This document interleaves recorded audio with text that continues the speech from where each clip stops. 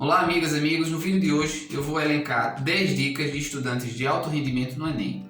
Além de reanalisar minha própria experiência, eu pesquisei muito sobre estudantes que obtiveram 150 ou mais acertos na última edição da prova. Bem-vindos de volta ao canal. Eu sou Franklin Odulan, professor mestre doutor em psicologia, e no Enem 2021 eu acertei 153 questões, o que me ajudou a ser aprovado em medicina em uma universidade federal. Algumas dessas dicas já são bem conhecidas, o que não invalida o seu teor.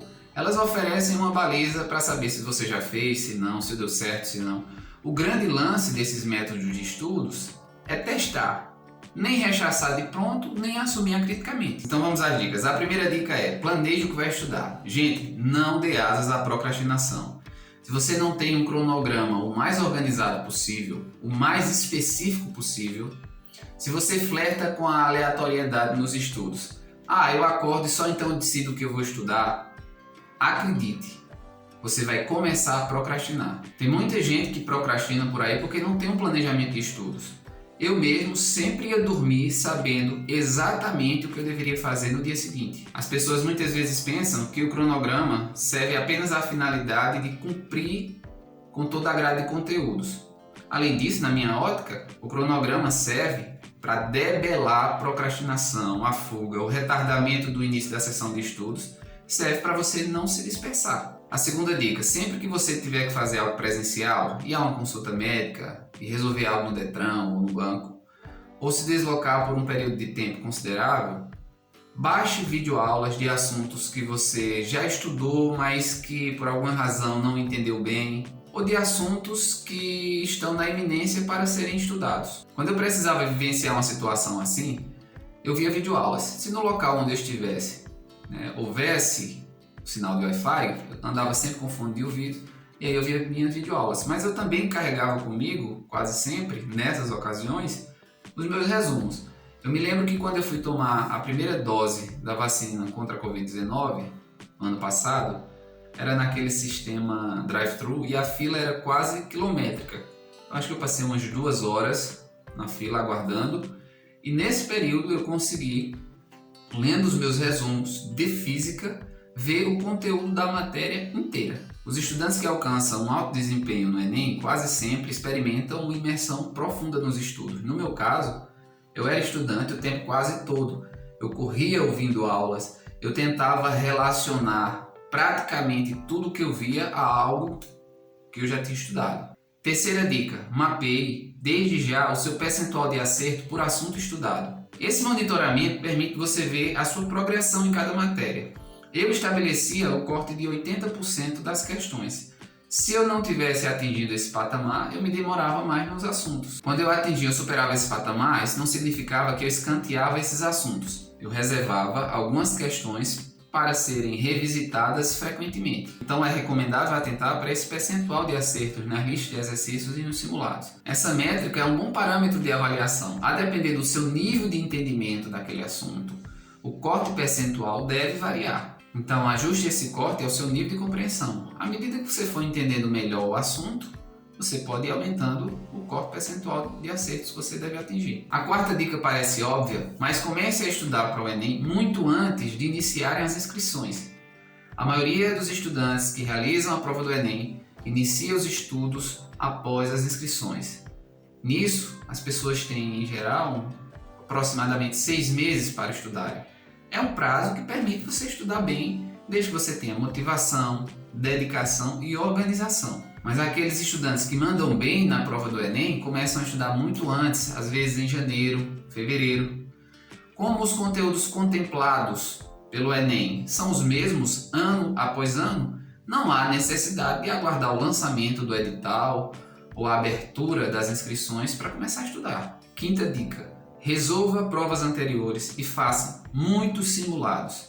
Você pode dominar os conteúdos, ser muito hábil na resolução de listas de exercícios, mas se você não conhecer bem a prova que você vai fazer, se você não tentar reproduzir condições similares à prova que você vai fazer, você corre um sério risco de ser uma pessoa proficiente nos assuntos, mas reprovado. Sexta dica, essa me ajudou bastante. Utilize o seu tempo de ócio, para a gente não enlouquecer de estudar, para fazer coisas que agreguem. Por exemplo, ver documentários, filmes, séries que de algum modo tangenciem conteúdos que caem no Enem. Existe uma série na Netflix, ou pelo menos estava lá até pouco tempo, chamada Merli. É uma série que conta o contexto de uma escola e que de uma forma leve e capturante o professor, chamado Merli, aborda temas filosóficos, sociológicos, apresenta filósofos a essa turma, sempre de uma forma contextualizada, abordando uma questão que se insurge ali naquele contexto. Isso é só um exemplo. Mas há vários documentários altamente instrutivos sobre o planeta Terra, biomas, sobre o corpo humano, vídeos aqui no YouTube. Bem, eu achava muito bacana ver esses conteúdos quando eu estava estudando e entendendo matérias que eles retratavam. 7ª dica, estude sempre no mesmo horário. Isso contribui demais para a sua disciplina. Se um dia você começa a estudar às 8 da manhã, no outro, às 11 da manhã, no outro dia, às 13 horas, isso não tem consistência. E o seu cérebro não consegue registrar isso como um processo, como uma rotina, porque está tudo bagunçado. Então crie uma rotina tentando priorizar os horários em que seu grau de alerta é mais intenso. Eu sempre estudei preferencialmente pela manhã. Às 7 horas da manhã eu já estava a postos, estudava muito bem. À tarde e à noite meu rendimento era sempre menor. Eu estudava, mas aí eu escolhia disciplinas que para mim eram mais amenas. História, biologia, literatura. A 8ª dica é, na verdade, um combo de recomendações. Não negligencie nenhum assunto, absolutamente nenhum assunto. Não estude apenas o que você gosta e não subestime as suas deficiências. Se você não consegue ir bem, se não está entendendo uma matéria ou um assunto, tenha hombridade. Talvez não seja essa a palavra exata. Tenha brio, tenha coragem para enfrentá-la. Você não pode e nem deve se amesquinhar diante de um conteúdo que não se entrega. Sabe aquele assunto que não entra na sua cabeça e aí você decide pular, atropelar, passar adiante?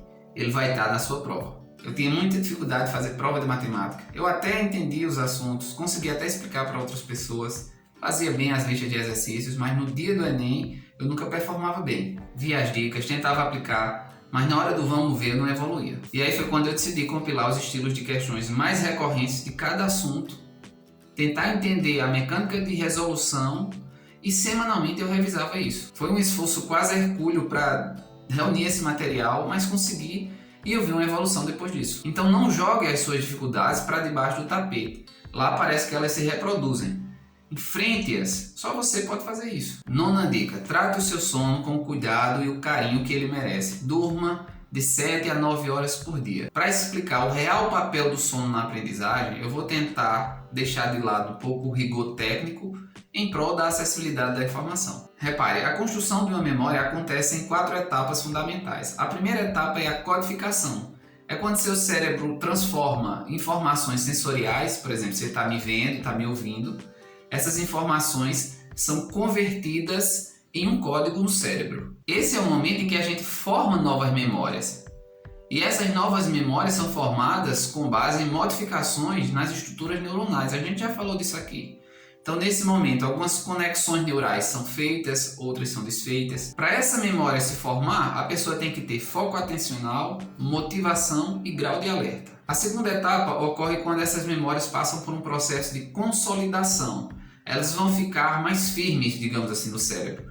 Vão ser consolidadas. Essa consolidação começa quando você está ainda acordado. Mas preste atenção agora. Boa parte da consolidação das memórias acontece quando a gente está dormindo, acontece durante o sono. Então, quando você está acordado, focado, motivado, alerta, você forma novas memórias.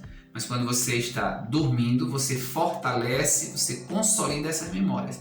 Essa é a razão de o estudante precisar ter uma boa qualidade de sono que otimize o processo de aprendizagem. A importância do sono na consolidação mnemônica é um dos maiores consensos nas neurociências. A terceira fase da memorização é a evocação. É o resgate das memórias. É tentar lembrar de algo que você memorizou. Para evocar essas memórias, você tem que ter atenção. Mas se você dorme mal, você vai ter dificuldade nessa evocação. A memória está ali, mas você não consegue resgatá-la. Dá um branco.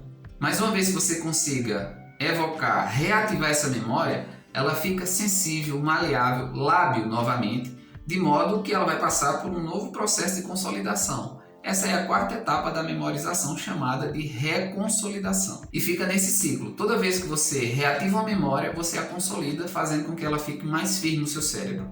É por isso que fazer revisões sistemáticas é tão importante para o aprendizado. A 10ª dica: pratique atividade física. Ela deve acontecer porque o nosso corpo foi projetado para isso. A atividade física altera a neuroquímica cerebral, melhorando também a qualidade do sono. Não sei se você sabe, mas quando a gente pratica atividade física, o nosso músculo produz irisina, conhecida como hormônio do exercício físico. Essa irisina vai lá no cérebro e modula a atividade de várias áreas, inclusive áreas envolvidas com a memória. Então, nesse sentido, ela melhora o processo de memorização. E há também já diversos estudos indicando que a irisina ajuda na prevenção do Alzheimer e de outras demências. Nesse sentido, ela tem um efeito neuroprotetor. E tem mais, a atividade física também tem um efeito ansiolítico.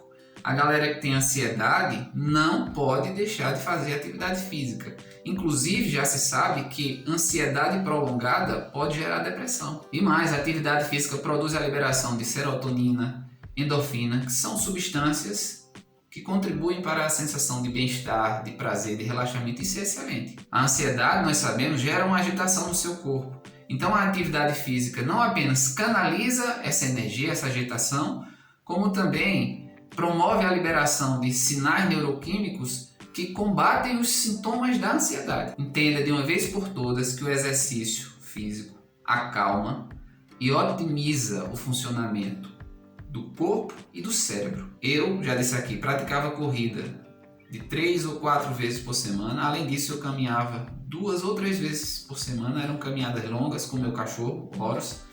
E isso me ajudou muito, não só a conter a ansiedade, os sintomas da ansiedade, como a ter uma melhora geral na minha aprendizagem. Provavelmente, a maioria dos estudantes de alto rendimento não sabe as razões neurocientíficas dos benefícios da atividade física ou da qualidade de sono sobre os estudos, mas mesmo sem saber, incluem isso na sua rotina. Minha gente, não subestimem ou banalizem o papel desses processos na aprendizagem. Sono e atividade física são fenômenos vistos e revistos à luz de centenas, talvez de milhares de estudos científicos e que validam o papel, a importância, a relevância fundamental desses processos na aprendizagem. Então, pessoal, essas foram as 10 dicas de estudantes de alto rendimento. São dicas práticas que você pode implementá-las hoje mesmo na sua rotina de estudos. Espero do fundo do coração que elas ajudem você a alavancar o seu desempenho na prova do Enem. E por favor, amigos, curtam o vídeo, assinem o canal para me ajudar a alcançar mais estudantes. Eu agradeço de coração. Forte abraço e até mais.